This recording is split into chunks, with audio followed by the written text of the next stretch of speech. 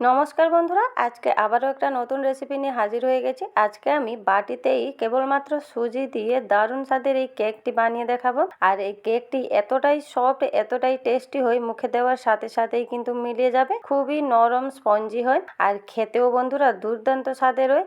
আর বানানো তো খুবই সোজা, গ্যাসের চুলায় বাটিতেই খুব সহজে বানিয়ে ফেলা যাবে। তবে চলুন দেখে নিই আজকের রেসিপি।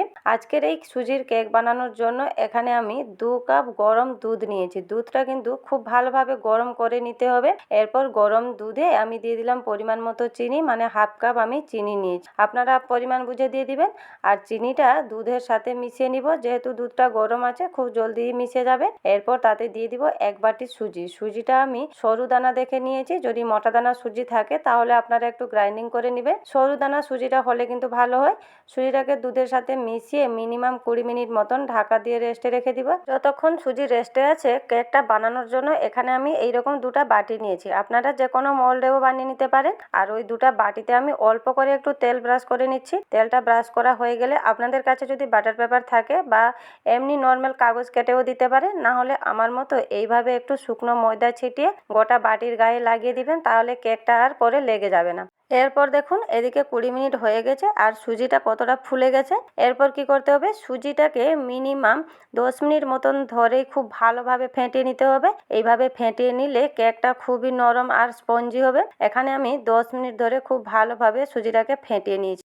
এরপর তাতে দিয়ে দিলাম পরিমাণ মতো লবণ। আর কেকটা যাতে খুব ভালোভাবে ফুলে আর স্পঞ্জি হয় তার জন্য এখানে 1 প্যাকেট ইনো নিয়েছি। যেহেতু এখানে ইস্ট বা সোডা কিছুই ব্যবহার করছি না, তাই 1 প্যাকেট ইনো দিতে হবে। ইনোটাকে ব্যাটারের সাথে খুব ভালোভাবে মিশিয়ে নিব। আর দেখুন মেশানোর সাথে সাথে কিরকম ব্যাটারটা খুব সুন্দরভাবে ফুলে উঠছে। এখানে ইনোটা খুব সুন্দরভাবে ব্যাটারের সাথে ফেটিয়ে মিশিয়ে নিতে হবে। মিশিয়ে নিয়েছি আর ব্যাটারের দেখুন ঘনত্বটা ঠিক এইভাবে রাখতে হবে। এরপর কি করতে হবে না, ব্যাটারটাকে খুব তাড়াতাড়ি যে বাটিটা সেট করেছিলাম কেকটা বানানোর জন্য কিন্তু ঢেলে দিতে হবে। বেশি দেরি করা যাবে না। ইনোটা দেওয়ার সাথে সাথে কিন্তু ব্যাটারটা বাটিতেই আমি সেট করে নিচ্ছি।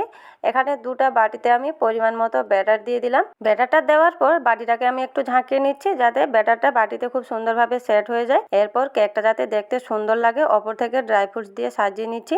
এটা কিন্তু সম্পূর্ণ অপশনাল। আমি এখানে 2টা বাটিতেই ড্রাই ফ্রুটস দিয়ে সাজিয়ে নিয়েছি। আর এদিকে কড়াইটাকে আমি হাই ফ্লেমে কিন্তু গরম করে নিয়েছি। এরপর কেকের বাটিটা দিয়ে ঢাকা দিয়ে দিব। আর মিনিমাম লো ফ্লেমে আধ ঘন্টা সময় যাবে কিন্তু কেকটি হতে। এখানে আমার আধ ঘন্টা হয়ে গেছে দেখুন। আর কেকের কালারটা দেখুন কত সুন্দর এসছে। কেকটা ভেতরে ঠিকঠাক হয়েছে কিনা এইভাবে টুথপিক দিয়ে দেখে নিতে পারেন। আর একইভাবে আমি আবারও একটা বাটি বানিয়ে নিয়েছি। বানিয়ে নিয়ে ঠান্ডা করে বের করে এনেছি। এরপর ছুরি দিয়ে একটু সাইডে আমি ছাড়িয়ে নিচ্ছি। আর ছাড়িয়ে নিয়ে দেখুন কেকটা আমি বের করে দেখাচ্ছি কতটা সুন্দর হয়েছে। কালারটাও দেখুন কতটা সুন্দর এসছে, কতটা স্পঞ্জি জালিদার হয়েছে। আমি কাছ থেকেও দেখিয়ে দিচ্ছি। কোনো কিছু ঝামেলা ছাড়া বাটিতেই সুজি দিয়ে, কেবলমাত্র সুজি দিয়ে কিন্তু চুলায় আপনারা এইরকম দারুণ স্বাদের কেকটি বানিয়ে নিতে পারবেন। আর বন্ধুরা এই কেকটি খেতেও কিন্তু ভীষণই স্বাদের হয়। বাড়িতে খুব সহজে এভাবে বানিয়ে বাচ্চাদেরও দিতে পারেন। আর দেখুন আরেকটা কেকটাকেও আমি বের করে নিচ্ছি, কত সুন্দরভাবে বেরিয়ে এসছে আর কালারটাও খুব সুন্দর এসছে। আর দেখুন কেকটাকে আমি কাছ থেকেও দেখিয়ে দিচ্ছি কতটা জালিদার হয়েছে আর কতটা স্পঞ্জি হয়েছে।